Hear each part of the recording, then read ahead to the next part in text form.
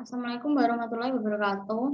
Saya Rahma Wijayanti dengan NIM 2019-122-1130 dari Fakultas Ekonomi dan Bisnis jurusan Manajemen Universitas Muhammadiyah Surabaya. Di sini saya akan menjelaskan mengenai dua kasus, yaitu kasus yang pertama, kasus dugaan penistaan agama oleh Holy Wings, dan yang kedua terkait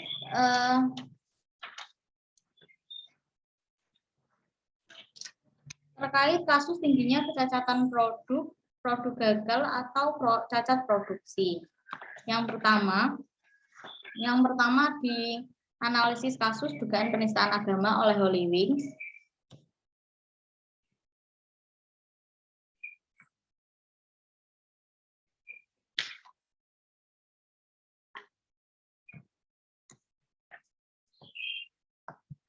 Dalam pengambilan hasil langkah yang diambil oleh Holy Wings mempromosikan minuman beralkohol oleh pihak Holy Wings dan memberi free botol setiap Kamis untuk setiap orang yang bernama Muhammad dan Maria merupakan keputusan yang salah. Karena banyak organisasi maupun kelompok masyarakat yang menganggap bahwa promosi tersebut justru malah menistakan agama. Teknik berpikir yang sangat penting dan powerful dalam membantu kita dalam berpikir untuk mengambil suatu keputusan berdasarkan sejumlah perspektif atau argumentasi yang rasional. Fakta dan informasi, berpikir rasional dan bertindak berdasarkan data dan informasi. Ini mengajak kita untuk berpikir rasional berdasarkan data, pengetahuan, informasi agar dapat mengambil keputusan dengan tepat. Dan langkah-langkah yang diambil tidak akan bersinggungan dengan keyakinan ataupun norma-norma yang berada dalam masyarakat. Yang kedua, topi merah, menggambarkan emosi dan amarah. Ini mempertimbangkan segala sesuatu berdasarkan emosi. Dalam hal ini, Holy Wings harus menggunakan feeling, berpikir apa yang akan terjadi jika menggunakan nama itu. Tidak seharusnya Holy Wings memakai dua nama tersebut hanya untuk menarik perhatian masyarakat sekitar saja.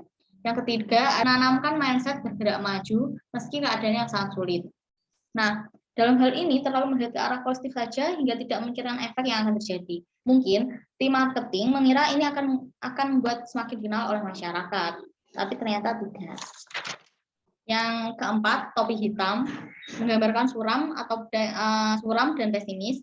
Nah, ini kebalikannya dari topi kuning. Topi hitam akan melihat sesuatu dari sisi buruknya. Padahal kan kita selalu diajarkan untuk melihat suatu masalah dari sisi positifnya. Namun faktanya melihat sisi negatif dapat membantu merancang perencanaan lebih baik guna menangkal hal-hal negatif ke depannya serta memperbaiki kekurangan dan risiko fatal sebelum melangkah maju. Nah, di dalam hal ini, kita sama sekali tidak membenarkan nama yang diangkat oleh instansi tersebut. Karena memang bisa dikatakan sangat salah, dalam artian memang dua nama yang dipakai sangat riskan dan mengandung makna yang menyenggol suatu keyakinan tertentu. Nah, selanjutnya ada topi hijau yang menggambarkan kreatif, melahirkan inovasi kreatif yang bisa menawarkan solusi bagi masalah. Yang mana bisa memancing ide-ide tanpa sensor.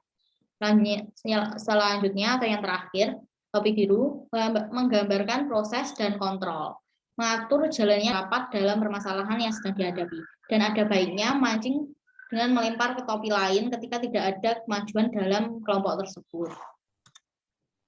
Di dalam kasus Holy Wings ini, tim marketing mengambil keputusan yang kurang tepat dan akhirnya berakhir tidak baik.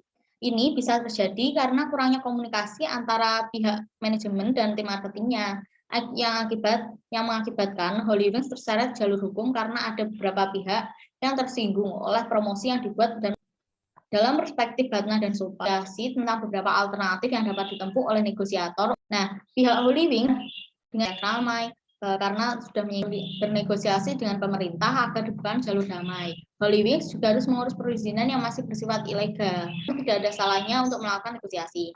Nah, Zopa, selanjutnya ada Zopa tawar-menawar dalam sebuah negosiasi antara dua pihak atau lebih. Secara singkatnya adalah kondisi saat permasalahan ini, maka kita bisa Batna agar memperoleh kesepakatan bersama tidak satu belah dari kasus yang sudah saya bahas, yaitu analisis terhadap penistaan agama oleh Holy Wings. Selanjutnya saya akan membahas mengenai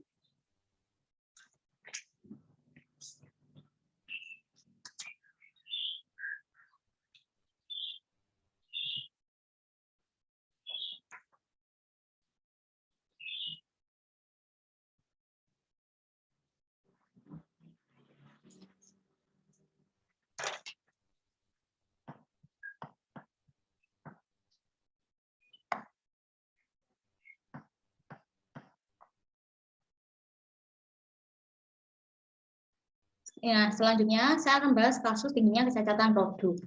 Produk selesai, tapi dalam kondisi yang tidak sesuai dengan standar yang telah ditentukan oleh sebuah perusahaan. Produk yang tidak sesuai dengan standar yang telah ditentukan tidak dapat langsung dijual, tapi harus diolah terlebih dahulu. Penurunan cacatan produk dalam proses produksi akan berdampak pada penurunan biaya proses produksi. Faktor penyebab cacatan produk itu ada 5. Yang pertama manusia. Nah, manusia menjadi salah satu faktor penyebab cacatan produk. Ini bisa terjadi karena karyawan kurang fokus atau juga banyaknya jumlah produksi tapi perusahaan kurang karyawan. Namun bisa juga karena karyawan tidak menggunakan bahan baku sesuai dengan yang ditentukan oleh perusahaan. Yang kedua, bahan baku. Bahan baku yang rusak sering terjadi karena penyimpanannya salah, seperti misalnya disimpan di tempat yang lembab. Nah, yang ketiga ada mesin. Cara penyimpanan yang salah juga dapat mengakibatkan kerusakan. Yang keempat ada metode. Pemilihan metode yang kurang tepat dapat mengakibatkan cacatan produk. Yang terakhir ada lingkungan. Lingkungan yang berisik dapat mengganggu fokus karyawan di dalam faktor ini. Nah, ini adalah diagram hubungan kasualitas. Akar permasalahannya. Nah, menurut pendapat saya, faktor penyebab utamanya yaitu faktor manusia dan faktor lingkungan. Oleh sebab itu, saran saya agar perusahaan dapat selalu menjaga kebersihan pada lingkungan pabrik, serta memberikan pelatihan dan pengawasan terhadap para pekerja selama proses produksi. Nah, sekian dari materi yang telah saya berikan. Bila ada salah, Assalamualaikum warahmatullahi wabarakatuh.